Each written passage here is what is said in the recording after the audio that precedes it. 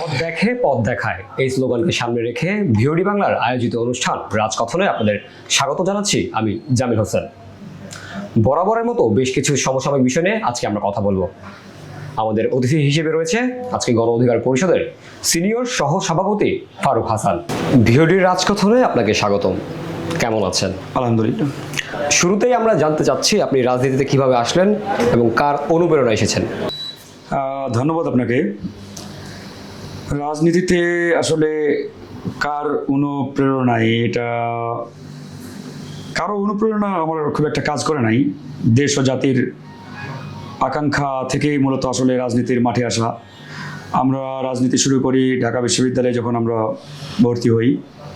ভর্তি হওয়ার পরে যখন দেখলাম ঢাকা বিশ্ববিদ্যালয়ে যে একটা নষ্ট ছাত্র রাজনীতি, বিশেষ করে আমি 2010 সালে এরপরে যখন ঢাকা বিশ্ববিদ্যালয়ে আসি, এখানে ছাত্রলীগের যে একটা এক আধিপত্য এবং ছাত্রলীগের যে হানাহানি, চাঁদাবাজি, মারামারি, কাটাকাটি রাজনীতি, এগুলো থেকে বরাবরই আমরা প্রচণ্ড রকম আঘাতপ্রাপ্ত হতাম।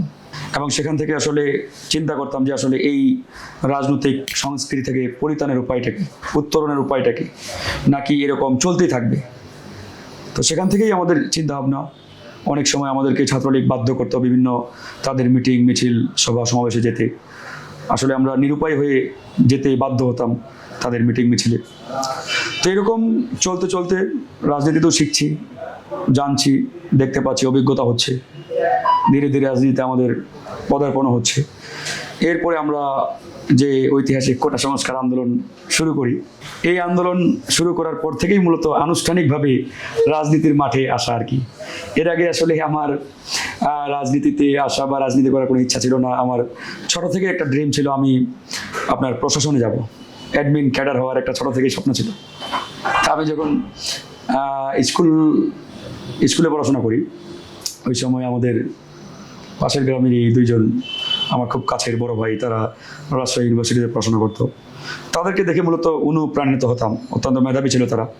একজন রাজশাহী ইউনিভার্সিটির হোল ইউনিভার্সিটির মধ্যে ফার্স্ট হয়েছিল, কিন্তু সে ভিন্ন মতের হওয়ার কারণে তাকে টিচার হিসাবে নিয়োগ দেয় নাই ওই সময় আওয়ামী লীগের আমলে। তো এরকম একটা পরিস্থিতি। তো এরপরে কলেজ লেভেলে যখন উঠলাম বা কলেজে পড়াশোনা শুরু করলাম, তখনই মনে একটা স্বপ্ন যে ঢাকা ইউনিভার্সিটিতে চান্স পেতে হবে, এরপরে অ্যাডমিন ক্যাডার হতে হবে, হ্যাঁ, টিওনো, ডিসি। তো এরকম একটা স্বপ্ন নিয়ে মূলত আর কি আমার শিক্ষা জীবন শুরু। তো যাই হোক, আল্লাহর রহমতে ফার্স্ট টাইমে আমি ঢাকা বিশ্ববিদ্যালয়ে চান্স পাই, ঢাকা ইউনিভার্সিটিতে ভর্তি হই। যে সেই এখানে যে একটা নোংরা রাজনীতি, হানাহানি, মারামারি, তারপরে ক্ষমতাসীন দলের ছাত্র সংগঠনের মিটিং মিছিলে যাওয়ার যে বাধ্যবাধকতা, না গেলে হল থেকে বের করে দিবে, ক্যাম্পাস থেকে বের করে দিবে ইত্যাদি, এসব দেখে অনেক বিরক্ত হতাম।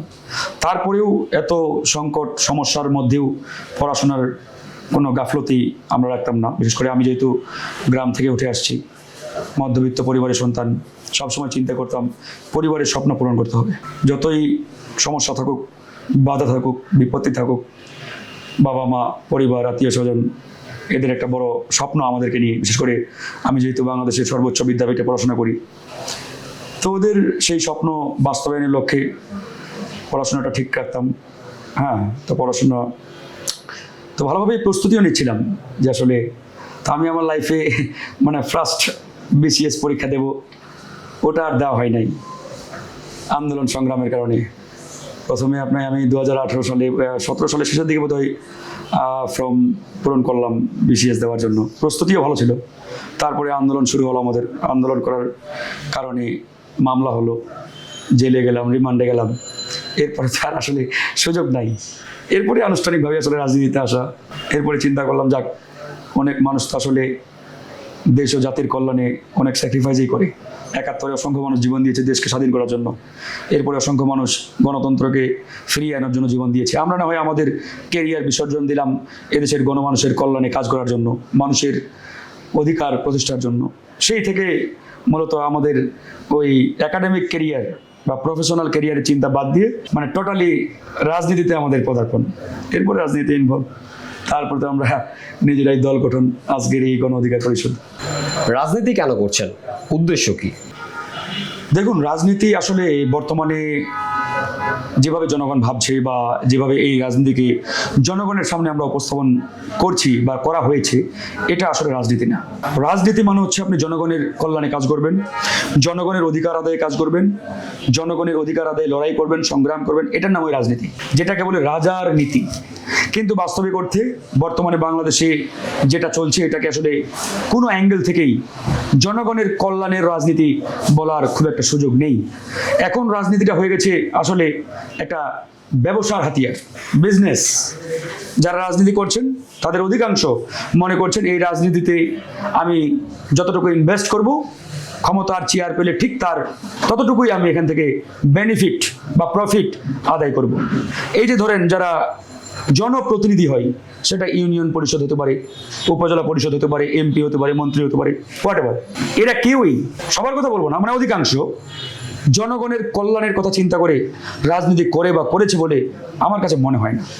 এরা মনে করে আজকে আমি রাজনীতিটা করি, আজকে যদি আমি এমপি হতে পারি, উপজেলা চেয়ারম্যান হতে পারি বা ওই ইউনিয়ন পরিষদের চেয়ারম্যান হতে পারি, তাহলে যে পরিমাণ টাকা আমি এই রাজনীতির জন্য বা এই চেয়ারম্যান এমপি হওয়ার জন্য খরচ করছি, ঠিক তার কয়েকশো গুণ আমি এখান থেকে আদায় করে নেব।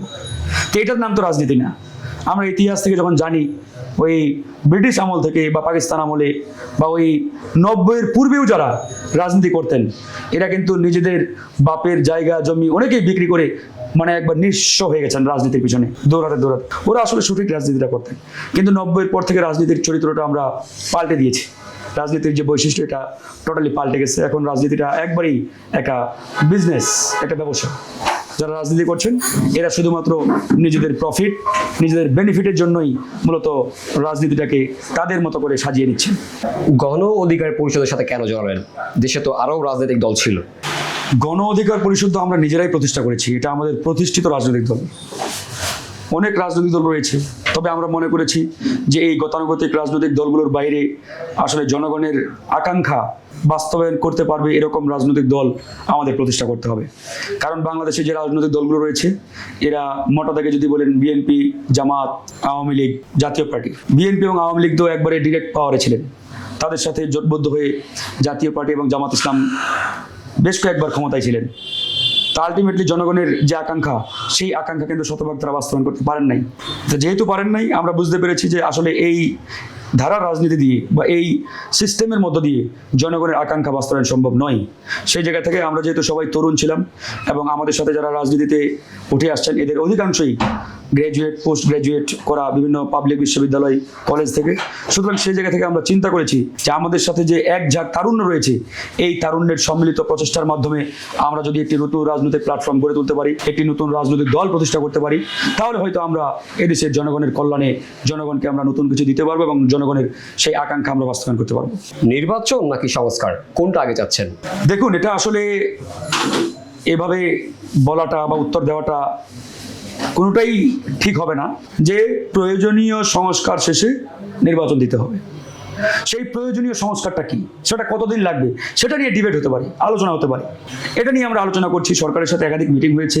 সরকারের যে সংস্কার কমিশন, তাদের সাথে ধারাবাহিক আমাদের বৈঠক হচ্ছে। আমরা বলেছি স্পষ্ট করে, আপনারা কি করতে চান, কতটুকু করতে চান, সেটা আমাদের ক্লিয়ার করতে হবে।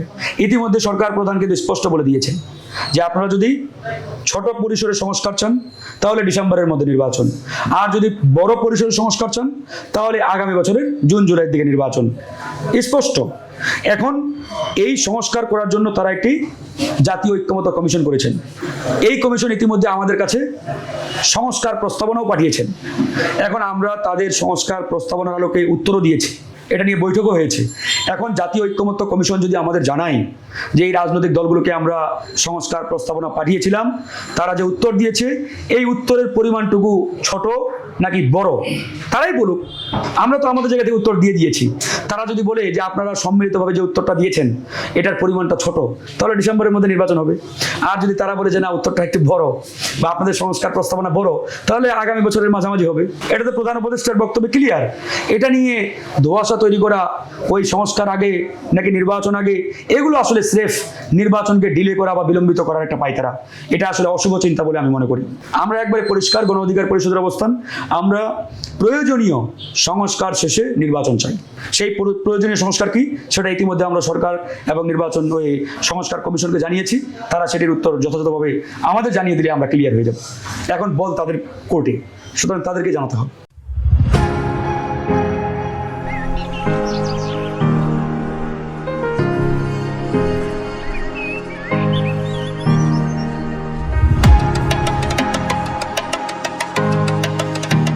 আমরা দেখেছি 5 আগস্টের পর নতুন একটি দল আত্মপ্রকাশ করলো, যার নাম এনসিপি। বর্তমানে এনসিপির কর্মকাণ্ড নিয়ে আপনার মন্তব্য কি? আসলে তাদের নিয়ে আমি কোনো মন্তব্য করতে চাই না। তারা সবেমাত্র রাজনীতির মাঠে ভূমিষ্ঠ হয়েছে, নিবন্ধন পায় নাই, রেজিস্টার্ড কোনো পার্টি না। কিন্তু তারপরেও যদি আপনি আসলে বলতে হয় তাদের প্রতি জনগণের যে আকাঙ্ক্ষা, যে স্বপ্ন, যে প্রত্যাশা ছিল, এটা একবারেই ধূলিসাৎ করে দিয়েছেন তারা। শুধু সেটাই না, একই সাথে তারা বাংলাদেশের সামগ্রিক যে রাজনীতি, এই রাজনীতির যে একটা জাতীয় ঐক্য বা জাতীয় ঐক্যের যে একটা ধারা, এই ধারাটাকে তারা বিনষ্ট করে দিয়েছে। যেখানে আমাদের মানুষের একটা আকাঙ্ক্ষা ছিল, স্বপ্ন ছিল, বিপ্লব পরবর্তী সময়ে এদেশের মানুষের মধ্যে একটা ঐক্য তৈরি হবে, রাজনৈতিক দলগুলোর মধ্যে একটা বন্ডিং সৃষ্টি হবে, সেটাকে তারা দিনে দিনে বিনষ্ট করে দিচ্ছে। হ্যাঁ, এখানে অনেক দলকে তারা দায়ী করতে পারে, বলতে পারে, তো ওই দলগুলোকে তো দায়ী করে কোনো লাভ নেই। বিপ্লবের পক্ষের প্রধানতম শক্তি তো তারাই দাবি করে যে আমরাই, এবং তারা নাকি এই বিপ্লবের নেতৃত্বে ছিল, এটা আমরা অস্বীকার করি না।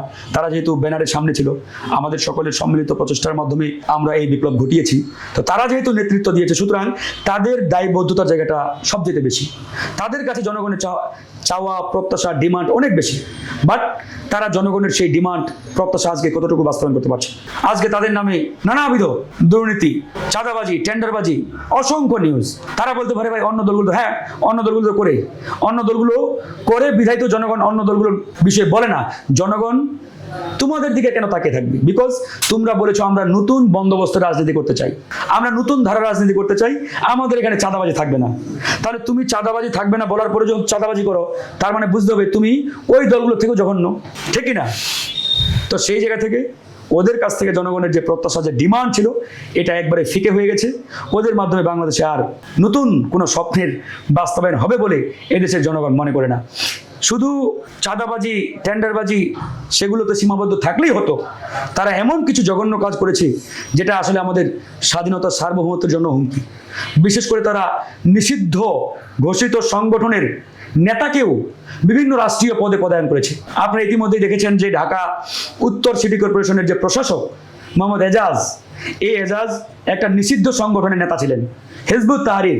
এরকম একটা নিষিদ্ধ সংগঠনের নেতাকে মোটা অঙ্কের টাকার বিনিময়ে ওই স্থানীয় সরকার উপদেষ্টা তাকে ডিএনসিসির প্রশাসক বানিয়েছে। তার মানে তারা যে একটা দেশ বিরোধী চক্রান্তের সাথে জড়িত, দেশ বিরোধী ষড়যন্ত্রের সাথে ইনভলভ, এটা কিন্তু পরিষ্কার। সুতরাং এখান থেকে আমরা দেশবাসী, জনগণ সবাইকে বলতে চাই যে এদের থেকে সাবধান থাকতে হবে, না হলে এদেশের স্বাধীনতা, সার্বভৌমত্ব আবার হুমকির মধ্যে পড়বে। বিএনপি দ্রুত নির্বাচনের দাবি করছে, আসলে বিএনপির দ্রুত নির্বাচনের দাবিটা কি অযৌক্তিক? দেখুন, প্রত্যেকটা দলের নির্দিষ্ট রাজনীতি আছে, নিজ নিজ দলের রাজনীতি করবে। যেমন কেউ একজন বলল যে ডক্টর মোহাম্মদ ইউনূসকে আমি 5 বছর দেখতে চাই, তো ও যদি ডক্টর মোহাম্মদ ইউনূসকে 5 বছর দেখতে চাই, তা আরেকটা দল দ্রুত নির্বাচন চাইলে অপরাধটা কোথায়? তোমার বেলায় আলহামদুলিল্লাহ, আরেকজনের বেলায় নাউজুবিল্লাহ, এরকম বিচারিতা কেন ভাই? ঠিকই না? তো সুতরাং যারা রাজনীতি করে, বিশেষ করে প্রতিষ্ঠিত যে দলগুলো, এরা তো ক্ষমতায় যাওয়ার জন্য রাজনীতি করে, আর ক্ষমতায় যাওয়ার মাধ্যম তো নির্বাচন। তা না হলে তারা লঙ্গরখানা খুলে ওই মানব সেবায় নিয়োজিত হতো, জনকল্যাণে কাজ করতো, ওই নোয়াখালীতে গিয়ে লঙ্গরখানা খুলে জনগণের কল্যাণে কাজ করতো। এরা রাজনীতি করে ভাই, রাজনীতি করলে, রাজনীতি যারা করবে এরা নির্বাচন অবশ্যই চাইবে, এরা ভোটের কথা বলবে, এরা ক্ষমতায় যাওয়ার কথা বলবে, ঠিকই না? তো সুতরাং এটা আসলে অবাস্তব, অমূলক, বা আমি নেতিবাচকতা কিছু দেখি না। কথা হচ্ছে আপনি দেশ চালান ভালো মতো, আপনি জনগণকে বলেন এই যে আমরা আপনাদের জন্য কাজ করছি, তাহলে জনগণ আপনাদের পক্ষে থাকবে, সাপোর্ট দিবে। যে নির্বাচন চাই ওর পক্ষে যাবে না, কিন্তু আপনি তো ভালো মতো চালাতে পারছেন না, আপনি তো জনগণের আশা আকাঙ্ক্ষা বাস্তবায়ন করতে পারছেন না। তো সেই জায়গা থেকে বিএনপি রাজনীতি করছে, এখানে আমাদের কোনো বলার নেই, ওরা তো ওদের রাজনীতি করবেই। রাজনীতিতে গুণগত পরিবর্তন আনতে হলে কি করা উচিত, আর সেক্ষেত্রে কাদের ভূমিকা সবচেয়ে বেশি জরুরি? রাজনীতিতে গুণগত পরিবর্তন আনার জন্য আমি মনে করি আমাদের সামগ্রিকভাবে একটা জাতীয় ঐক্য দরকার। বিকজ বাংলাদেশ এই 54 বছরে অনেক অনেক পিছিয়ে পড়েছে। আমাদের সমসাময়িক সময়ে মালয়েশিয়া, সিঙ্গাপুর এই দেশগুলো স্বাধীন হয়, ওরা আজকে কোথায় আর আমরা কোথায়। এটা অন্যতম একটা কারণ, এদেশে সঠিক কোনো লিডারশিপ বিগত সময়ে আমরা পাই নাই, যোগ্য নেতৃত্ব পাই নাই। জিয়াউর রহমান সাহেব শুরু করেছিলেন, বাট তাকেও মর্মান্তিকভাবে মৃত্যুর মুখোমুখি হতে হয়েছে। তো এরপরে আসলে আর কোনো এরকম কার্যত পক্ষে লিডারশিপ না থাকার কারণে আমরা কিন্তু অনেক অনেক পিছিয়ে পড়েছি। এবং আমাদের এই বাংলাদেশকে নিয়ে দেশি বিদেশি নানান চক্র তাদের ষড়যন্ত্র কিন্তু অব্যাহত রয়েছে। কারণ তারা জানে বাংলাদেশের মানুষ যদি ঐক্যবদ্ধ হয়, ইউনাইটেড থাকে, তাহলে এই দেশের মানুষকে, এই জাতিকে আটকানো অসম্ভব। এই জন্যই আমাদেরকে তারা পদে পদে বিভক্ত করে রেখেছে, সব সময় তারা আমাদেরকে বিভাজিত করে রেখেছে। তো আমরা তো এটা বুঝি, এরপরেও যদি আমরা ঐক্যবদ্ধ না হতে পারি, ইউনাইটেড না হতে পারি, এটা আমাদের জন্য একটা অত্যন্ত কষ্টের একটা জায়গা হবে। এই জন্য আমরা বলেছি যে আমাদেরকে এখন ইউনাইটেড হতে হবে, ঐক্যবদ্ধ হতে হবে। এবং এই ঐক্যবদ্ধ হওয়ার জন্য আমি মনে করি বা এই মুহূর্তে বিএনপি যেহেতু বড় দল, তাদেরকেই সবচাইতে বড় ভূমিকা নিতে হবে। বিএনপি যদি এই ভূমিকাটা নিতে পারে, আমি মনে করি আসলে জনগণের আকাঙ্ক্ষা হয়তো বা বাস্তবায়নের দিকে এগিয়ে যেতে পারে। বিএনপি বড় দল হিসাবে তারা যদি একটা জাতীয় ঐক্যের স্টেপ নেয় বা উদ্যোগ নেয় সবগুলো দলকে নিয়ে, তাহলে আমি আশা করি এখান থেকে কার্যকর একটা ভালো সমাধানের দিকে আমরা এগিয়ে যেতে পারবো। যেমন ধরেন কোনো গ্রামে যে সবচেয়ে বড় ধনী ব্যক্তি থাকেন বা মাতব্বর থাকেন, ও ডাকলে কিন্তু সব লোক আসে। আর একটা অন্য গরিব লোক বা কম পয়সাওয়ালা লোক যদি ডাকে, সবাই কিন্তু যেতে চায় না। এটাই আমাদের বাংলাদেশের একটা প্রাকৃতিক নিয়ম বলতে পারেন। তো এই মুহূর্তে বিএনপি যেহেতু বড় দল, তারা যদি এরকম একটা উদ্যোগ নেয়, তাহলে দেখবেন অনেক ছোট বড় দল কিন্তু আসবে। আর অন্য কোনো দল যদি উদ্যোগ নেয়, অনেক দল মনে করবে যে আর জিগে কি হবে বা ওর পিছনে কেন যাব, ইত্যাদি ইত্যাদি। এই কারণে বিএনপি যদি এই জায়গায় একটা কার্যকর উদ্যোগ নেই জাতীয় ঐক্য গড়ে তোলার জন্য, আমি মনে করি এটা খুব সবচেয়ে ফ্রুটফুল হবে এবং ফলপ্রসূ হবে। এবং দেশের মানুষ হয়তোবা এই জাতীয় ঐক্যের মাধ্যমে ভালো কিছু আশা করতে পারে। আমি আশা করব বিএনপি এবং বিএনপির হাইকমান্ড যারা রয়েছেন, তারা এই বিষয়ে কার্যকর একটা উদ্যোগ নেবেন। বেশ কিছুদিন আগে ঢাকা বিশ্ববিদ্যালয়ের একজন শিক্ষার্থী সাম্য হত্যার শিকার হলো। এখন পর্যন্ত তার হত্যার বিচার সঠিকভাবে হচ্ছে না। আসলে এই বিষয়টা আপনি কিভাবে দেখছেন বা এই বিষয় নিয়ে আপনার মন্তব্য কি? ঢাকা বিশ্ববিদ্যালয়ের শিক্ষার্থী সাম্যর যে হত্যাকাণ্ড, এটা আসলে অত্যন্ত মর্মান্তিক এবং কোনোভাবে এটা আসলে গ্রহণযোগ্য না, এটা মেনে নেওয়ার মতোই না। এটা কিন্তু আমরা ওই সময় থেকে প্রতিবাদ করে আসছি, অন্যান্য দলগুলো প্রতিবাদ করছে। এখন পর্যন্ত আসলে বিচারের যে অগ্রগতি বা আইনি যে অগ্রগতি, এটা আশাব্যঞ্জক আমার কাছে মনে হচ্ছে না। কয়েকদিন আগে পুলিশ থেকে বলা হয়েছে এই মামলা নাকি ডিবিতে যাবে। ডিবিতে গিয়েছে কিনা আমি জানি না। এখন পর্যন্ত যে 2-3 জনকে আটক করা হয়েছে, এরা তো মূল হোতা না, মূল আসামি এখনো ধরাছোঁয়ার বাইরে, তাদেরকে পর্যন্ত গ্রেপ্তার করতে পারছে না। তো তাদেরকে যদি গ্রেপ্তার না করতে পারে, একই সাথে ঢাকা ইউনিভার্সিটির একটা শিক্ষার্থী হত্যাকাণ্ডের শিকার হলো, এই ঘটনার মূল আসামি গ্রেপ্তার হচ্ছে না, এই আইনি প্রক্রিয়া দ্রুত আগাচ্ছে না, তাহলে সাধারণ যদি কোনো একটা মানুষ বা নাগরিক এরকম হত্যাকাণ্ডের শিকার হয়, তাদের ঘটনাগুলো কতটুকু তারা মানে আগাতে পারবে বা এরকম দ্রুত বিচারের মুখোমুখি করতে পারবে, এটা তো অনেক প্রশ্ন সাপেক্ষের বিষয়। এগুলো তো আমাদের ভাবাই। তার মানে সত্যিকার অর্থেই আইন শৃঙ্খলা পরিণতি নট গুড, তারা পারছে না নিয়ন্ত্রণ করতে। তো এই জায়গা থেকে আমরা বলছি, আপনারা যদি একান্তই না পারেন, তাহলে নির্বাচন দিয়ে জনগণের সরকারের কাছে আপনারা ক্ষমতা হস্তান্তর করেন। আমরা তো চাই আপনারা করেন, কিন্তু আপনারা তো পারছেন না ভাই। একটা হত্যাকাণ্ড হলো, এখন পর্যন্ত মূল হোতাকে গ্রেপ্তার করতে পারছেন না, তার মানে আপনাদের ফিটনেস নেই। তাহলে এই ফিটনেস দিয়ে সামনে যত আগাবে তত আমাদের বিপদ বাড়বে, সমস্যা বাড়বে। তা আমরা তো আসলে দেশকে আর বিপদের দিকে ঠেলে দিতে পারি না। ডে বাই ডে দেশ বিপদে যাক, বিপদের মধ্যে পড়ুক, বিপদের সম্মুখীন হোক, এটা তো আমরা চাই না কেউ। সেই জায়গা থেকে আমরা বলছি যে আসলে আইন শৃঙ্খলা বাহিনী, পুলিশ প্রশাসন, এদের কার্যকারিতা বা এদের যে বর্তমানে অ্যাক্টিভিটিস, এটা আসলে আশাব্যঞ্জক আমার কাছে মনে হচ্ছে। আদালত থেকে রায় দেওয়া হয়েছে এবং নির্বাচন কমিশন থেকে গ্যাজেট প্রকাশও করা হয়েছে, কিন্তু দেখা যাচ্ছে যে ইশরাকের শপথ নিতে বাধা। আসলে এই বিষয়টা আপনি কিভাবে দেখছেন? আর তার সাথে একটু অ্যাড করতে চাচ্ছি, সেটা হচ্ছে যে ইশরাকের সমর্থক যারা রয়েছেন তারা কিন্তু আন্দোলন করছেন। আসলে সেক্ষেত্রে দেখা যাচ্ছে যে সাধারণ মানুষ জনদুর্ভোগে পড়ছে। আসলে এই বিষয়টা আপনি কিভাবে দেখছেন? ইশরাক হোসেনের মেয়রের যে শপথ, এটা আসলেই আমার কাছে একবারে পরিষ্কার, যেটা একটা গভীর ষড়যন্ত্রের বেড়াজালে আটকে দেওয়া হয়েছে পরিকল্পিতভাবে। যেমন ধরেন, একই আদালত, একই আইন, একই রায়, আপনি চট্টগ্রামের মেয়র ডক্টর সাদাতকে শপথ পড়িয়ে চেয়ারে বসালেন, ঠিক একই আদালত, একই রায় ইসরাকের বেলায় কেন আপনি তাকে শপথ পড়াচ্ছেন না? এক দেশে তো দুই আইন চলতে পারে না। আমরা হাসিনার আমলে দেখতাম এক দেশ দুই আইন, হাসিনা এবং তার পরিবারের জন্য এক আইন, আর বাকি জনগণ, বিরোধী দল, ওদের জন্য এক আইন। তো ওই একই মডেল অনুসরণ করে এরাও যদি কাজ চালাতে চায়, দেশ চালাতে চায়, এটা তো এই দেশের জনগণ মেনে নেবে না। আপনি অনেক লজিক দেখাতে পারেন, অনেক কিছু দেখাতে পারেন, কিন্তু আইন সবার জন্য সমান হতে হবে। এটা হচ্ছে নাম্বার ওয়ান কথা। এবার আসেন, কি গভীর ষড়যন্ত্র। আমার কাছে যেটা মনে হচ্ছে, স্থানীয় সরকার উপদেষ্টা আসিফ মাহমুদ সে পরিকল্পিতভাবে ইসরাকের শপথ পড়ানোর যে বিষয়টি, এটি আটকে দিয়েছে। আমি যতটুকু জানি, আসিফ মাহমুদ ওই সচিবালয়ে অগ্নিকাণ্ডের পর থেকে ঢাকা দক্ষিণ সিটি কর্পোরেশন ভবনে অফিস করছেন, এবং ওখানে একটা রাজকীয় আস্তানা গেড়ে সে নাকি অনেক টেন্ডার মেন্ডার, তার দলীয় লোকজন, এলাকার লোকজন, তার আত্মীয় স্বজনদের দিয়ে এগুলো করছেন। সচিবালয়ে এই কাজগুলো করা যতটা ডিফিকাল্ট, ওই নগর ভবনে করাটা একটু সহজ, কারণ এখানে অনেক গোয়েন্দা সংস্থার লোক থাকে, মিডিয়া থাকে। বাট নগর ভবনে অতটা কিন্তু মিডিয়ার চোখ থাকে না, এড়িয়ে করা যায়। তো এই কারণগুলোর একটা প্রভাব অবশ্যই রয়েছে। আমার কাছে মনে হচ্ছে যে আসিফ মাহমুদ মনে করছে যে ইসরাক যদি চেয়ারে বসে তাহলে তো আমার এই অফিস ছাড়তে হবে, আর ইসরাক এখানে বসলে তো আমার এখানে অফিস করাটাও অনেক টাফ হয়ে যাবে। এই ইত্যাদি কারণে সে একটা আইনি মারপেচের মধ্যে ঢুকিয়ে এই জিনিসটাকে আটকে দেওয়ার চেষ্টা করছে, আমার কাছে মনে হচ্ছে। তা নাহলে কিন্তু বাধার আমরা কোনো কিছুই দেখছি না। আদালত রায় দিয়েছে, তারা বাস্তবায়ন করবে, কথা ক্লিয়ার। এটা তো জটিলতার কিছু নেই। এখন নগরবাসী তার পক্ষে আন্দোলন করছে, নগরবাসী তাকে চাই, যারা তাকে চায় তার পক্ষে আন্দোলন করছে। সমস্যাটা কোথায়? তারাও তো আন্দোলন, তারা আজকে ওই নির্বাচন কমিশন ভবন ঘেরাও করেছে। তা আবার লোকবল নিয়ে গেলে মানা যাইতো, কয়েকজন নিয়ে গিয়ে এক সাংবাদিক আমাকে ফোন দিয়ে বলে, ভাই আমরাই ছিলাম প্রায় শতাধিক। তো সাংবাদিক যদি বাদ দেয় তাহলে বাকি কয়জন থাকে আল্লাহ জানে। তো যাই হোক, তারা গেছে ওখানে। তো তারা আন্দোলন যখন করছে, রাস্তা ব্লক করছে, তো ওখানে তো দুর্ভোগ হয়েছে। তো তোমরা যখন আন্দোলন করো, জনদুর্ভোগ হয়, তাই ওটাকেই হালাল, আর ইসরাকের সমর্থকরা আন্দোলন করলে এটা হারাম। এরকম কেন? এক দেশে দুই আইন হবে কেন? সবার জন্য আইন সমান হতে হবে, ঠিক না? তাও আবার দেখেন কার বিরুদ্ধে আন্দোলনে গেছে, তারা নাকি প্রধান নির্বাচন কমিশনারকে আর দেখতে চায় না, এটা নাকি বিএনপির লোক।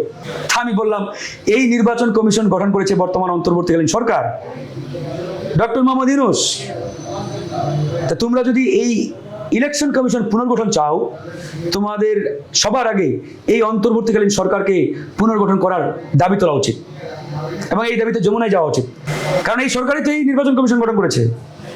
আমার জানার মতো সব দল প্রস্তাব দিয়েছে 10 জনের নাম, এবং প্রধান নির্বাচন কমিশনার যিনি আজকে চেয়ারে বসছেন, আমি যতটুকু জানি এই নামটি প্রস্তাব করেছিল এনসিপি। এদের যে 10 জনের তালিকা, এই তালিকায় এই নামটি ছিল। তা না হলে তাদের তালিকাটা দেখাক, তারা কোন 10 জনের নাম ওই সময় সার্চ কমিটিকে দিয়েছিল, আমরা দেখি। অনেকেই তাদের দলেরই বলছে যে ভাই, এই নাসিরউদ্দিনের নাম তো আমাদের পার্টি প্রস্তাব করেছে। তাহলে নাগরিক পার্টি তাদের নাম প্রস্তাব করলো, এখন তারা বলছে বিএনপির লোক। আরে ভাই, এটা আবার কেমন কথা? ঠিক কিনা ভাই? তো এই বিষয়গুলো আসলে আমাদেরকে একবারে ভাবায়। বিগত 16 বছরের রাজনীতি কেমন ছিল? বিগত 16 বছর কিভাবে কাটিয়েছেন? বিগত 16 বছরের রাজনীতি, এটা তো আপনি, আমি, আমরা সবাই জানি। বাসায় ঘুমাতে পারেন নাই, আমরা ঘুমাতে পারি নাই, বাইরে থাকতে হয়েছে। তো সেই জায়গা থেকে আসলে রাজনীতি, এটাকে রাজনীতি বলা যায় না, এটা রাজনীতি ছিল না। এখানে ছিল একটা দুর্ধর্ষ একনায়কতন্ত্রের একটা একটা জেলখানার মতো। পুরো বাংলাদেশ ছিল একটা কারাগার। এই কারাগারে আমরা সবাই কয়েদির মতো ছিলাম। এটা আসলে ভাষায় প্রকাশ করার মতো। বিশেষ করে বিএনপি, জামাত, এরা যে পরিমাণ টর্চার, নির্যাতনের শিকার হয়েছে, গণ অধিকার পরিষদ যে পরিমাণ হামলা মামলার শিকার হয়েছে, এটা তো আসলে ভাষায় প্রকাশ করার মতন। এটা ওই নমরুদ, ফেরাউন ইতিহাস থেকে আমরা যতটুকু জানি তার থেকেও জঘন্য। তো যাই হোক, এখন আল্লাহর রহমতে আমরা একটা নতুন বাংলাদেশ পেয়েছি। মহান আল্লাহর একটা রহমত, এটা একটা আমাদের জন্য ওনার একটা বিশেষ দান। এটাকে যদি আমরা আসলে কাজে লাগাতে না পারি, এটা অত্যন্ত ব্যর্থতা হবে আমাদের সবার। এই রহমতকে যদি আমরা সঠিকভাবে কাজে লাগাতে না পারি, তো আমরা চাই আগামীর বাংলাদেশ যাতে সুন্দর হয়, আগামীর বাংলাদেশ যাতে জনগণের হয়। রাজনৈতিক প্রতিহিংসার কারণে কোনো মানুষ যাতে আর নির্যাতনের শিকার না হয়। বিগত সময়ে যেমন বিএনপি জামাতের লোক ঘরে ঘুমাতে পারে নাই, আগামীতে একই কালচার আমরা দেখতে চাই না। রাজনৈতিক মতাদর্শ ভিন্ন হওয়ার কারণে একজন ব্যক্তিকে আপনি ওই মিথ্যা মামলা দিবেন, বাসায় থাকতে দিবেন না, পুলিশ দিয়ে নির্যাতন করবেন, এগুলো যাতে না হয়। আমরা এরকম একটা বাংলাদেশ চিন্তা করি, দেখি, এবং এরকম বাংলাদেশ আমরা চাই ইনশাআল্লাহ। ভিওডির রাজকথনে আমাদেরকে সময় দেওয়ার জন্য আপনাকে ভিওডির পক্ষ থেকে ধন্যবাদ। আপনাকে ধন্যবাদ, ভিওডি পরিবার এবং যারা রয়েছেন আপনাদেরকে অসংখ্য ধন্যবাদ জানাচ্ছি। গণমাধ্যমটি অল্প সময়ে জনগণের কথা বলছে, খুব ভালোভাবেই জনগণের পক্ষে তারা সত্য তুলে ধরার চেষ্টা করছে। আমরা গণমাধ্যমের কাছে এটাই প্রত্যাশা করি। গণমাধ্যম জনগণের বন্ধু, জনগণের দর্পণ, তারা সবসময় সত্য বস্তুনিষ্ঠ সংবাদ প্রচার করবে। কিন্তু গণমাধ্যম যদি কারো তেলবাজি করে, কারো মনোরঞ্জনে ব্যস্ত থাকে, তাহলে কিন্তু গণমাধ্যম পচে যাবে, বিগত সময়ে যেটা হয়েছে। তো এরকম যাতে না হয়, আমরা গণমাধ্যম হিসাবে আপনাদের প্রত্যাশা এটাই থাকবে আপনাদের কাছ থেকে, এবং আপনাদের সাফল্য কামনা করছি। ধন্যবাদ। এতক্ষণ সঙ্গে থাকার জন্য আপনাদেরকে ধন্যবাদ। দেখা হবে পরবর্তী কোনো পর্বে। সে পর্যন্ত ভালো থাকুন, সুস্থ থাকুন।